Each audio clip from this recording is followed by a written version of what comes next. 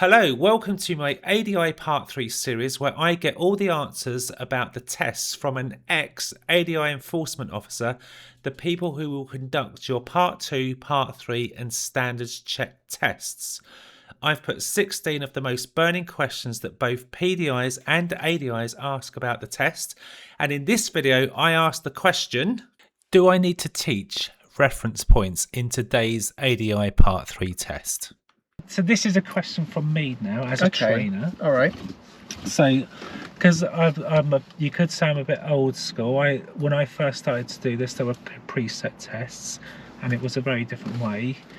Where I want to ask about reference points and how much today in today's test are reference points valid as a way of solving problems. For example, if I had a pupil that was turning right and cut a corner, from an examiner's point of view, what are you looking for in terms of, are you looking for reference points? That's kind of what I'm trying to get at.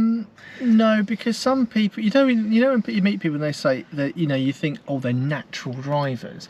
Some people, it's all about spatial awareness, your question. So if you've got a natural ability to judge the car size, the input that the steering wheel is going to have on the angle of attack and all that kind of stuff, then you don't need to worry about it. But some people really struggle with spatial awareness, and I found, sometimes you need to give them something. So I don't think it's a bad thing at all.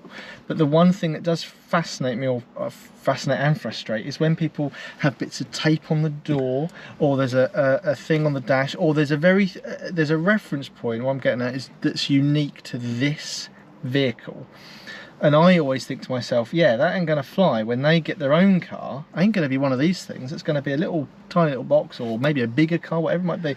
So you need to give them a reference point that realistically could be used in any vehicle. And that's where I sort of think, like, I always think it's a bit clever when an instructor says, like, the steering wheel, your legs, the centre mirror, something that is always there, so that whatever car, because that's, and again, as examiners, we often use ourselves as guides. When I haven't driven loads of different hire cars in the job I've been in, I very often get in a car and think, Christ, where is everything? But the one thing that always stays the same is the steering wheel's always here, the door mirrors are the same height, the door handles are always there. So I kind of think, okay, well, that's roughly where that is, that's roughly, and for me, that's what I use. So I look for the same out of the instructor. Yeah, so I would definitely agree that PDIs get sort of bogged down by reference points, putting tapes, and don't understand, like you say, the perspective. It's almost like me saying, I've set the mirrors up, they're good for you, you don't need to change them. I'll tell you a really good example for this is parking. It's just come to me. Everyone parks differently. I would never judge people parking, you do you. But the one that fascinates me, when people sort of go, right, there's the bay, we're now going to get this the 90-degree method or something. You go 3 along, then you camp back, and I think, my God, that's quite a lot of, that's quite heavy to remember. Whereas for me, I just sort of think, yeah, middle of the car, and the middle of the car is always kind of level with the seat in any car, usually. You sort of turn out, see it in that mirror, go back in.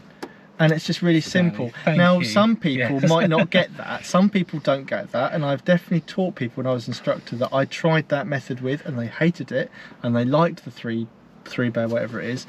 But I think for the majority, that's quite complicated.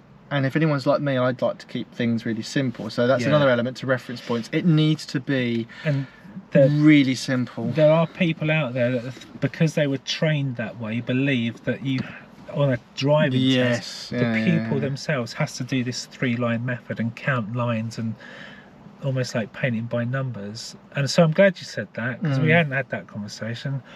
But yeah, with a bay part, I literally just pick your bay you want, put your shoulder down the middle of it. Yeah, literally middle of the seat, or the B pillar sometimes. Rotate your car till you see a line touching your door handle in that mirror, and just hook onto it.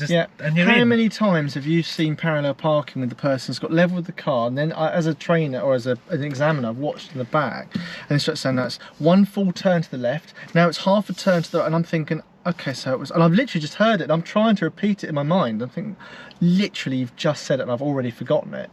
And that's either me being quite and then the student says, oh, I can't remember that. I think, oh good, it's not just me, I can't remember it. And I don't know about you, but I sort of level with car to car, door mirror to door mirror, or whatever it is. I sort of get halfway down, I think, yeah, that's enough room. I start to turn, obviously do me looks, I go back, I use that mirror or the camera, whatever it is, and just sort of adjust. And it does change from car to car, but a simple reference point should be really simple. So you answer your question, yeah, you can use them, but I think they should be really easy to follow. And the same for any car. So not a good idea to have bits of tape all over your car. Let the people find their own reference points on things that are in every car, like a steering wheel, door mirrors. Yeah, it's a very controversial thing, like the extender things on door mirrors. So people put the little blind spot circles, or they put, you know, realistic. When I learned to drive, my instructor had them all over the door mirror. They were, you know, they're big things above there for the caravan. You know, the really big extender thing. Right, yeah. And she had tape. And when I passed, and I got my own car, I found it quite difficult. Little Fiesta had tiny, this is in the early 2000s, tiny little door mirror, and I really couldn't see it, and I didn't want to sort of put all this stuff on. And I thought, I've been thinking back, it would have been brilliant if that person had sort of just kept the door mirror, and I could have actually learned realistically what it actually is. And that's where the tape, I think, is brilliant. You know, it does sometimes people do. I have seen good examples where people put tape at a certain point and they've used that. But what you've got to think of as a teacher is, once you remove that, that person's then going to really struggle unless they are in this specific vehicle with the tape at the exact point of like the end of a door trip. Yeah, where you could just line. Yeah, like you could always line it up with something. Yeah, that's where I think people tend to go wrong with reference points, and then find it strange that when the learner gets another car, they suddenly struggle. Think, yeah, no surprise. Where's the tape? Yeah. So what about the walk across, drive across? If someone's hesitating at a junction, is that a still thing? That do you need to hear that, or just a way to help the people? Yeah, like... that's a tricky one. I think, you know, I think that you take a lot of things into consideration, and as a person, I sort of think about how much power has the car got, how easy would it be to accelerate, how much control could I realistically get by giving it a burst to sort of get in front of something.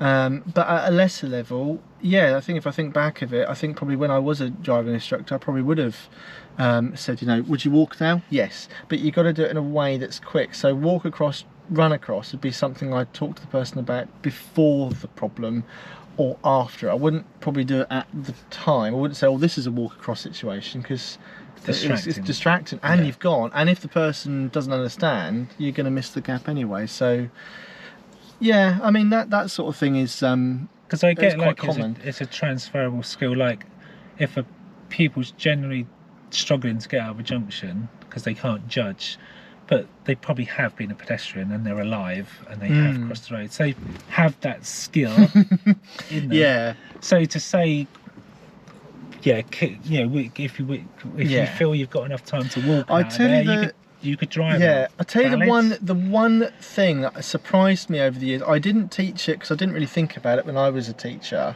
That now I'm fascinated that people don't teach is, I don't know what the proper terminology is, so you have to forgive me, but I call it like the constant rate of, if something over there is travelling at speed and you're travelling at a certain speed, at some point you're going to intersect. So if you slow down a little bit, you can go behind them, and if you speed up a little bit, you can go in front of them.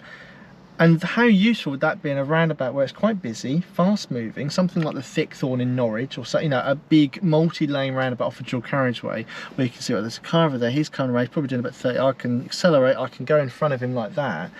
How that conversation would help people understand, you know, A, the impact of them pulling out slowly on the vehicle, but also how they actually, if just because there's something there doesn't necessarily mean that's a bad thing, because people talk about danger zones.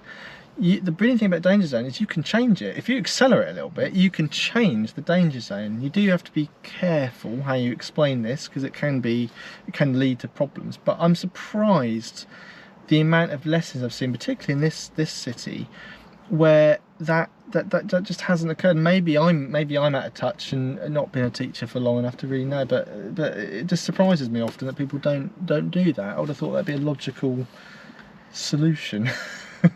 Yeah, sort of time when you're going to get there. Yeah, because people often talk about, you know, can we keep it moving, aim to keep moving. I keep thinking, yeah, that's good and well, but how are you going to do, how are you actually going to do that? And that's where I think that example would help. That's another reference. Yeah. Well, I'm going to start using that. Yeah. Yeah.